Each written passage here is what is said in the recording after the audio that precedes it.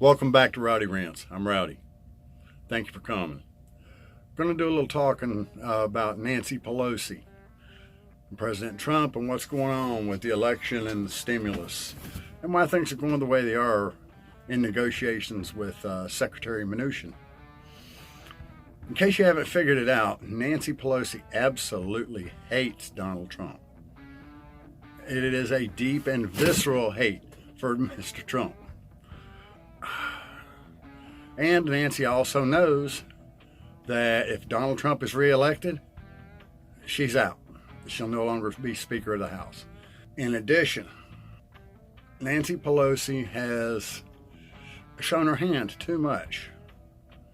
Nancy Pelosi isn't elected by the same group of people that the president is. She doesn't have to appeal to the larger group the way President Trump does. She has to appeal to her district on their terms.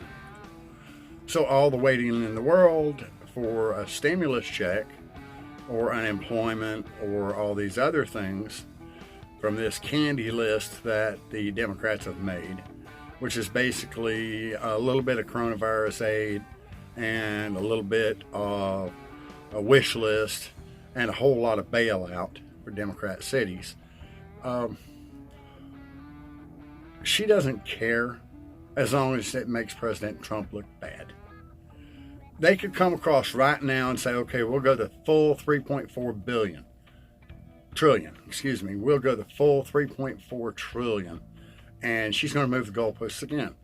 When these negotiations started, it was 3.4 trillion, and Pelosi said, meet us halfway. Well, last time I looked, half of 3.4 trillion is 1.7 trillion. They just offered 1.8 trillion, and Pelosi turned it down. Not too hard to figure out what's going on. As I said, Pelosi has a deep and visceral hate for President Trump. And she looks bad in front of her party. She tried to impeach him with the PP dossier, which she knew damn well was a big nothing burger. Couldn't do it. You might as well say Trump's impeachment was several impeachments rolled into one, because they basically threw everything they had at the wall trying to get something to stick, and none of it would. Of course, the fact that there were so many people lying, personally, I think that charges for perjury should be on the table. That obviously isn't the way things work in D.C. That's why they call it the swamp. Of course, the media are accessory to anything they can to damage Donald Trump. The Trump derangement syndrome is alive and well in Washington, D.C., and all of the major media.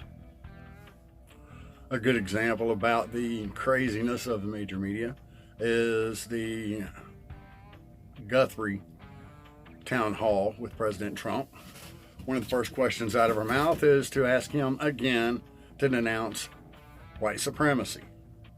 And of course, President Trump did, as he has all along.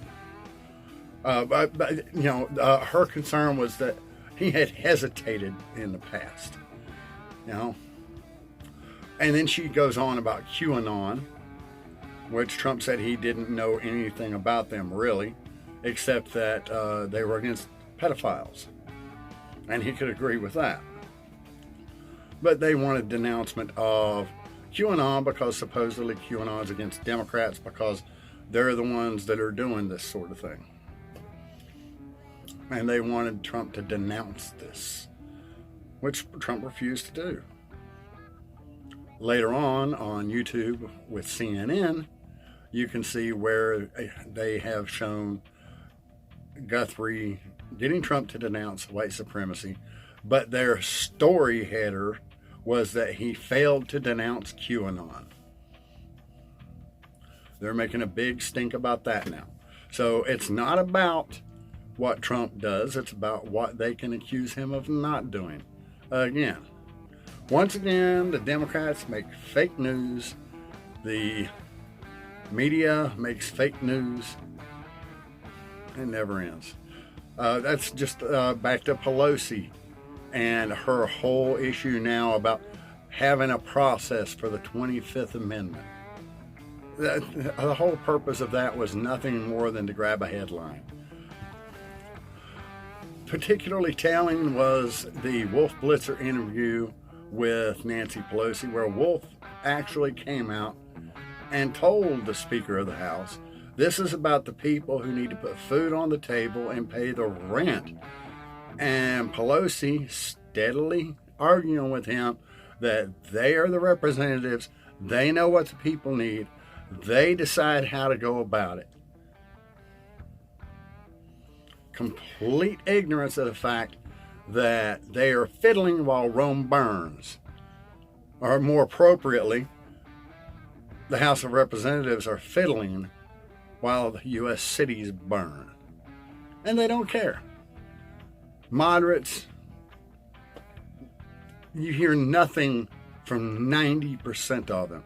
You've got a couple here and there that are popping up saying, hey, take the deal, or people need help. But without fail, the only ones who are saying take the deal are the ones that won in formerly Republican-held districts, and now they're at risk because people are hungry, people are expecting that stimulus, people are needing to pay rent, and the Democrats have failed to provide. And we're probably looking at, after the election, another month.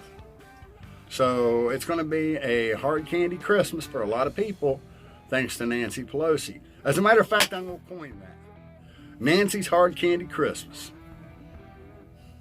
That's what everybody's going to get because Nancy failed to reach an agreement in negotiations. This is Nancy's hard candy Christmas. I'm going to end it on that note. I'm Rowdy. That's my rant. Have a great day.